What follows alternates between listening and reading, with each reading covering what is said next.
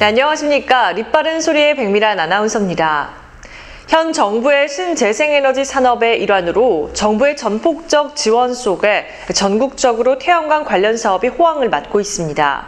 그런데 태양광에 대한 소방시설 기준도 따로 없이 발전 시설만 늘리는 데만 급급하다 보니 화재에 무방비로 노출되고 있는데 올 한 해에만 70곳 이상 화재가 발생한 것으로 집계되고 있습니다. 산업통상자원부에서 지난 8월부터 태양광 발전 시설에 대한 전수 안전 점검에 나섰으나 여전히 화재가 이어지면서 안전성이 우려되고 있습니다. 에너지 저장 장치는 태양광이나 풍력으로 생산한 전력을 저장했다가 밤이나 날이 흐릴 때 내보내는 장치인데 태양광 발전 시설의 화재가 전국 곳곳에서 잇따르고 있습니다.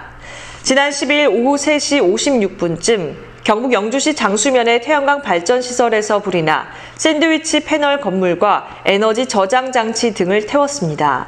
지난 9월 7일에는 충남 태안군의 한 태양광 발전시설에서 화재가 발생해 리튬이온 전지와 내부 등을 태웠고 또 지난달 6일에는 울산 북구 한 운동장에 설치된 태양광 발전시설 접속함에서 불이 나기도 했습니다. 다행히 인명피해는 없었으나 전기 저장판 등이 모두 타 10억 원의 재산 피해가 발생하였는데 불이 난 태양광 발전소 시설은 2017년 7월 발전 사업 허가를 받은 곳입니다. 정부에서 태양광 발전을 장려함에 따라 태양광 발전 설비는 올해 6월 기준으로 43만 622곳까지 확대됨과 동시에 태양광 화재도 늘었는데 소방청에 따르면 올해에만 태양광 발전기 화재가 71건 발생했습니다. 소방당국에 따르면 태양광 발전소 관련 소방시설 기준이 따로 없는 데다 구체적 원인 파악이 안 되고 있다면서 불이 나면 끄는 것 말고는 따로 예방책이 없다고 하고 있습니다. 현 정부 신재생에너지 사업으로 적극 추진하고 있는 태양광 관련 사업이 전국적 광풍을 일으키고 있는데 시설에 필요한 시설물 확보를 위해 전국의 산과들에 200만 그루의 나무가 토벌되었다는 이야기가 있습니다.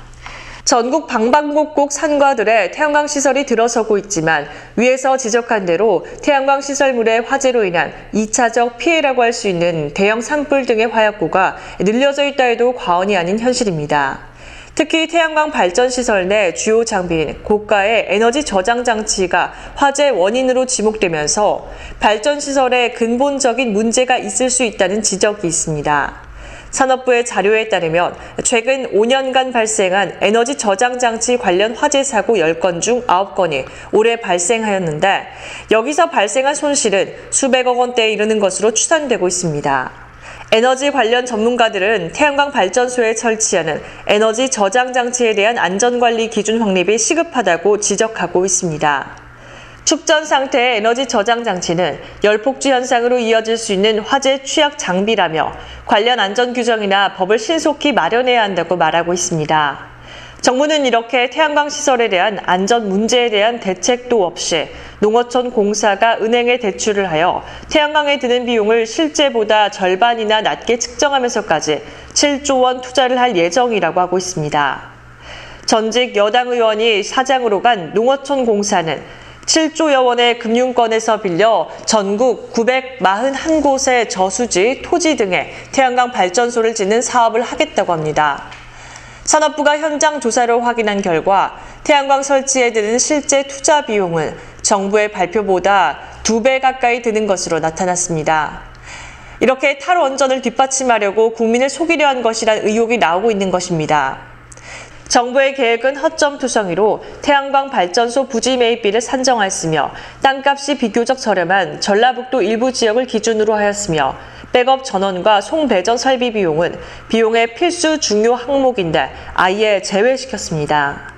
태양광 발전 사업 예산의 근거로 활용된 보고서를 작성한 전기연구소 측은 부지 매입비 분석이 잘못됐다고 시인하면서 투자 비용을 제대로 따져 계산하면 신재생에너지 확대에 드는 비용이 정부 발표보다 40% 이상 많은 150조 원은 필요할 것이다 라고 합니다. 농어촌 용수, 수리시설 관리가 주 업무인 공기업인 농어촌 공사는 졸지에 태양광 발전 기업으로 간판을 바꿔달 지경이 됐고 한국도로공사는 전국 도로 위 공간에 별도 구조물을 설치해 태양광 발전을 하는 사업을 추진하겠다고 하는데 이 역시 막대한 비용이 들어갈 것으로 보여집니다. 농어촌공사가 관리하는 전국의 용수 수리시설에 태양광이 들어서면 자연 경관의 훼손은 물론이고 태양광 판넬에 오물질이 쌓이면 태양열의 효율성을 높이기 위해 세척을 해야 하는데 그때 사용되는 세척제를 어떤 용품을 사용해야 한다는 기준과 원칙이 없는 것으로 알고 있습니다. 만약 그 세척제가 인체해로운 화학약품이었을 때 용수로 있는 물고기들의 생명은 안전할 것인지, 또 용수로를 식수로 사용하거나 그 용수를 사용한 농작물은 먹거리는 안전할까를 생각해 봐야 할 것입니다. 국가산업의 일환으로 지역의 발전을 위한 천성산 터널 공사에 도롱뇽 몇 마리의 죽음으로 자연을 보전해야 한다는 목소리를 내면서 공사를 지연해 국가에 수천억 원의 잠재적 피해를 가져왔던 그 많은 환경단체들은 현재 신재생에너지 사업이라는 미명하에 전국 곳곳의 아름다운 산과 호수의 자연이 훼손되며 태양광 사업이 설치되고 있지만 그 어느 한 곳에서라도 환경단체들의 목소리는 들리지 않고 있습니다. 농어촌공사의 설립 목적과 사업의 주요 업무는 농어촌 용수개발 사업으로 가뭄이 상습적으로 일어나는 지역에 저수지, 양수장, 용수로 등 수리시설을 설치하여 농어촌 용수를 공급함으로써 영농 편의를 도모하고 안정적 농업 생산에 기여함과 농업 기반 시설 유지 관리 사업으로 저수지, 취입보 등 농업 기반 시설물을 이용해 영농에 필요한 양질의 용수를 적기에 안정적으로 공급함으로써 농업 생산성 향상에 기여한다라고 돼 있습니다. 현재는 농어촌공사가 국가에너지사업체로 간판을 바꿔 달아야 할 지경인 것처럼 되어가고 있습니다. 자연을 보호해야 한다고 특정한 개발지역에 조금이라도 환경에 대한 문제가 발생되면 목소리를 더 높이던 그 많은 환경단체들 또한 국가에너지사업의 하청업체 단체가 되지 않았는지 궁금할 뿐입니다. 통일부는 지난달 24일 제298차 남북교류협력 추진협의회를 열어 남북공동연락사무소 개소를 위한 시설개보수 남북협력기금 지원안을 의결했습니다. 남북교류추진협의회는 지난 7월 16일 남북공동연락사무소 개보수와 관련한 사업관리비 8,600만 원을 심의 의결한 바 있는데 전체 사업비의 100분의 1도 되지 않는 초기 사업비용만 편성해놓고 나머지 사업비는 추후 검증을 거쳐 결정한 것입니다. 정부는 100억 원에 이르는 거금이 들어가는 사업이었지만 이에 대해 구체적인 비용 내용과 추진 계획을 사전에 밝히지 않고 초기에 남북연락사무소 개보수 비용에 8,600만 원이 필요하다고 하고서 개보수에 100억여 원을 사용한 후 전체 비용을 의결했습니다. 정부의 이런 정책들이 꼼수를 써서 국민을 속이려 하는 것이 아니냐는 비판이 제기되고 있습니다. 공동연락사무소는 남북 측 인원이 공동으로 사용하는 시설이지만 개보수 비용은 남측이 전적으로 부담하여 운영 중에 있습니다. 어떻게 이런 현상들이 발생할 수 있는지 살펴보면 남북교류협력추진협의회 심사위원은 총 18명으로서 위원장인 조명균 통일부 장관과 외교부, 법무부, 농림축산식품부 등 유관부처 인사 12명과 민간위원 5명으로 구성되어 있으며 민간위원은 통일부 장관이 추천권을 가지는데 친여 성향의 시민단체 출신으로 구성되어 있기 때문에 가능한 일입니다.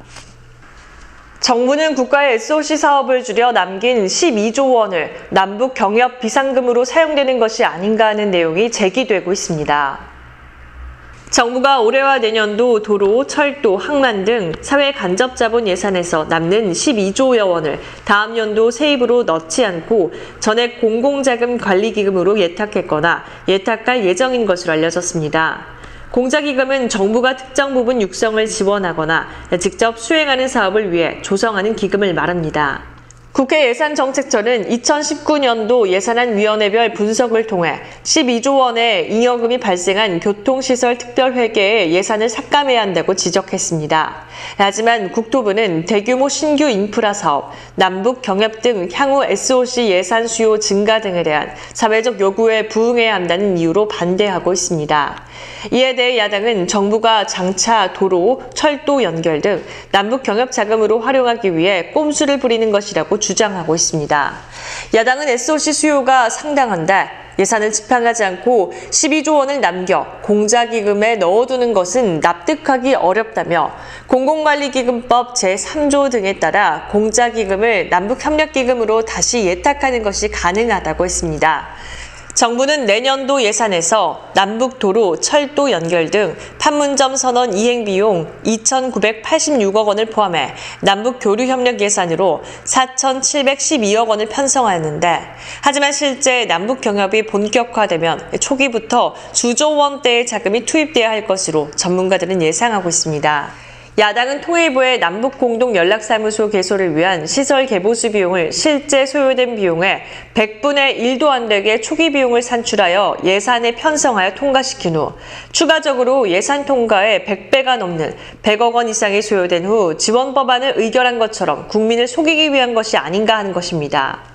야당은 이전 정부의 토목 예산을 그토록 비판하던 문재인 정부가 SOC 수요가 상당한데 예산을 집행하지 않고 교통특별회계 잉여금 12조 원을 쌓는 것은 그런 상황을 대비한 것이라는 의혹을 제기하고 있습니다. 지난 정부에서는 교통시설 특별회계 예산이 전액 소진에 잉여금이 없거나 2에서 3조였는데 현 정부 들어 2017년에는 6,007억 원을 공자기금으로 넘겨졌고 2018년에는 12조 원을 공자기금으로 예탁하여 정부는 내년 대북경제협력자금으로 사용될 여지를 마련한 것입니다. 이처럼 통일부의 남북연락사무소 개보수에 남북협력기금이 추가적으로 100억 원이 소요되고 SOC 사업을 줄여 남긴 12조 원이 남북경협 비상금으로 사용되는 것이 아닌가 하는 의혹 속에 정부 여당인 더불어민주당의 정치권, 경제계 인사 등 총 150여 명으로 구성한 대규모 방북단을 꾸려 12월 7일에서 9일 평양을 방문하는 계획을 추진 중인 것으로 알려졌습니다. 앞으로 남북 경제협력이 본격화할 것으로 대비해 기업인들과 함께 사전 점검 차원에서 북한을 방문한다는 구상인데, 민주당 동북아 평화협력특위는 이르면 조만간 북한 측에 초청장 발송을 요청하고 통일부에 방북 신청을 할 계획인 것으로 알려졌습니다. 더불어민주당 일부 의원은 복권 판매 수익금 일부를 남북협력기금으로 돌려 쓸 수 있게 허용하는 법안을 공동 발의했습니다. 남북협력 사업이 진행되면 대규모 재원이 필요할 수 있기 때문에 복권 수익금을 끌어다 쓸 수 있게 하자는 것입니다. 하지만 미국이 대북 제재를 더욱 강화하며 우리 기업과 은행 등의 대북 사업 진행 여부를 개별 점검하는 상황에서 기업 방북을 추진하는 게 적절하냐는 우려가 나오고 있습니다. 민주당 지도부는 그동안 유연한 접근을 강조하며 대북 제재 완화 필요성을 주장해왔는데, 미북 간 비핵화 협상에는 실질적 진전이 없는 상황에서 여당이 앞장서서 경협 준비에 박차를 가하자고 하고 있습니다. 이에 대해 야당에선 북한은 아무런 변화가 없는데 여당만 경협 등 대북 퍼주기 구상에 몰두하고 있다고 강력히 비판을 하고 있습니다. 이번 더불어민주당의 방북단의 위원장은 북한은 핵무기를 개발한 뒤로 재래식 군비를 절감해 경제가 좋아지고 있고 행복한 나를 만들겠다는 가족주의적 나라라고 평가한 송영길 의원이 맡았으며, 여권 인사 25명과 경제계 인사 100여 명 등 총 150여 명으로 구성될 것으로 알려지고 있습니다. 경제계에선 대기업뿐 아니라 공기업, 중소기업 관계자까지 두루 포함될 것이란 관측이 나오고 있습니다. 여당 관계자는 농협, 한림 등 농림, 축산 관련 기업에도 참여를 요청하려 한다며 북한 리선권 조국평화통일위원장과 면담을 추진 중인 것으로 알고 있다고 합니다.